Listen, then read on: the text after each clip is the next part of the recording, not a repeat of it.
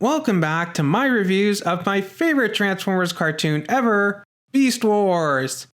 In today's review, we're taking a look at the episode Spider's Game. In this episode, a new pod lands on the planet, giving us the fan-favorite Predacon Inferno. Not to be confused with the Autobot Inferno.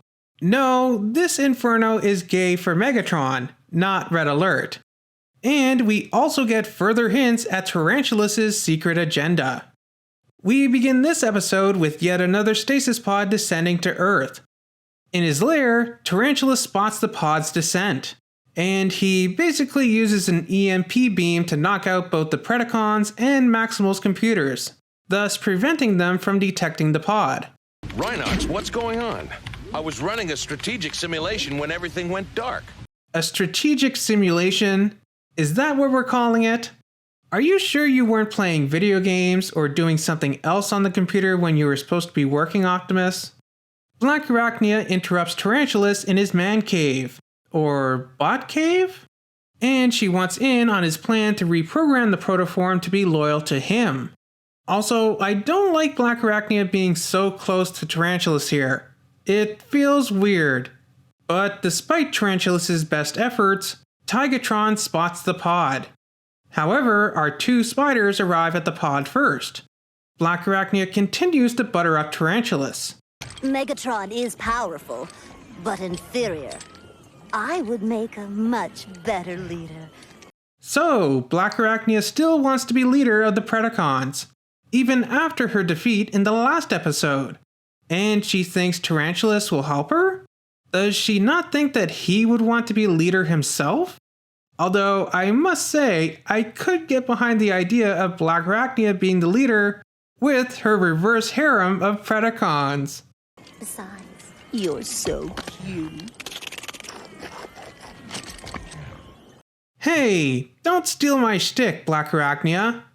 In this episode, we actually get to see how the Predacons reprogram Maximal Protoforms into a Predacon. Before, with Black Arachnia, she was converted off-screen. But here, we see Tarantulas simply replaces the Maximal chip with a Predacon one. He prepares a spider for the pod to scan, which seems to be a mix of both his spider mode and Black Arachnia's. It's really weird looking. It looks like it has two butts. First Black Arachnia's, and then Tarantulas' hanging off of that. I don't like it.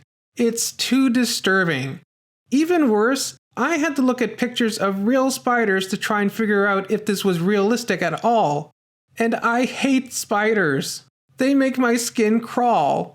Which is ironic because I love spider bots like Black Arachnia and Arachnid, and Spider-Man is probably one of, if not my favorite superhero. But real spiders, no thanks.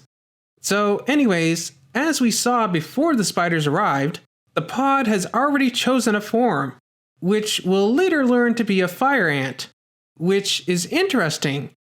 Going by the vast majority of Beast Wars figures, generally speaking, Maximals are usually either mammals or birds, warm-blooded animals, while Predacons are usually reptiles, amphibians, and bugs, cold-blooded animals. Again, I'm speaking in general terms, but typically that's how they were broken out. Apparently, this wasn't even a conscious decision on the part of the toy designers at Kenner or Hasbro. That's just how things happened to turn out. But it is interesting to think that if it wasn't for Tarantulas' interference, Inferno would have been a maximal fire ant, going against the general beast mode convention. And while we're on the subject, like Tigertron and Waspinator, Inferno's beast mode is actually female, as male ants have wings. Females do not. And since Inferno doesn't have wings, that must mean that his beast mode is female. Speaking of our other bi-gendered beasties though, Tigertron is running through a plane when he is spotted by Waspinator hiding in a tree. Seriously, this is the only tree around and Tigertron didn't spot a giant wasp hiding in it? Okay. Waspinator takes out Tigertron by shooting him in the butt? Ouch. Nonetheless, this is one of the few wins for him. Unfortunately, his victory is short-lived as Airazor comes to her boyfriend's rescue. I'm flattered.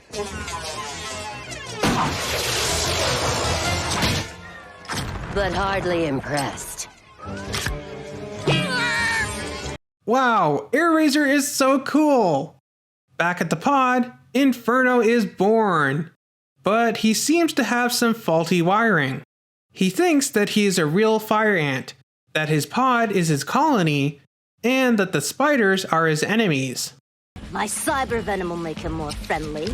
No! Bad, Tarantulas, bad. Down, boy, down. What are you doing? There are kids watching. Seriously, Mainframe must have known how this looks, right? How did they get this past standards and practices? Airazor greets the new cast member, but she quickly learns that he is not friendly. You're no Maxima! Blackarachnia uses this opportunity to coax Inferno to the Predacon side. Destruction to the Maximals, the enemies of the colony! But you're not of the colony.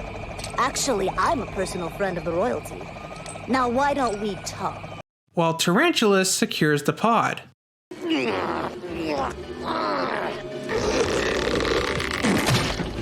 Ugh, I did not need to see that. If you have that much trouble squeezing out your web, you might want to consult a doctor, Tarantulas. You're a Predacon, like me. It's our destiny to conquer and rule. Did you hear how Blackarachnia said, like me? She sounded almost sad. It's like she doesn't like to think of herself as a Predacon or something. Maybe foreshadowing her eventually turning to the good side? By the way, remember how I speculated in the episode The Probe that if Tarantulas and Blackarachnia are in the same episode, that Mainframe makes the conscious choice to have them use different guns, just like Cheetor and Tigertron. Well, in this episode, we see Blackarachnia fire her gun with the more anchor-shaped projectile. But when Tarantulas uses his, it has the more stinger-shaped projectile, which he uses to web up Inferno. Tigertron destroys the pod, but he is surrounded by Predacons who all attack him until he is in bad shape. I like you. Yeah. I think he's going to like you too, Megatron. This looks like it might be it for Tigertron, but luckily he is saved by Optimus and Airazor. Back at the Axelon, by the way, can I just say how I love how the Axelon looks covered in snow? Aww, it reminds me of home.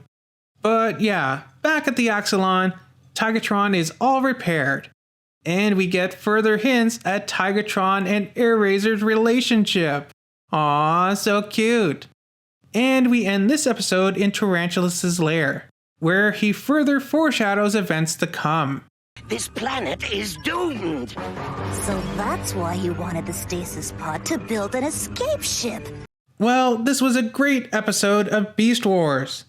It introduced us to the fan-favorite character Inferno. Sadly, we didn't get to hear him refer to Megatron as the royalty or his queen yet, but all in good time. And like I just mentioned, we get further hints and foreshadowing of Tigertron and Airazor's love, Blackarachnia turning against the Predacons, and the upcoming fate of the planet. Well, let me know what you thought of this episode of Beast Wars down in the comments. Remember to like, share, and do all that other fun stuff. And I'll see you back here next week for the next episode of Beast Wars, Call of the Wild. Too bad the episode isn't called Breath of the Wild. Then I could make a clever reference to the Zelda game, instead of this ham-fisted unfunny joke. But be sure to come back next time for that review, where I will probably try to force in another reference to Breath of the Wild, just as an excuse to play that game some more. See you then!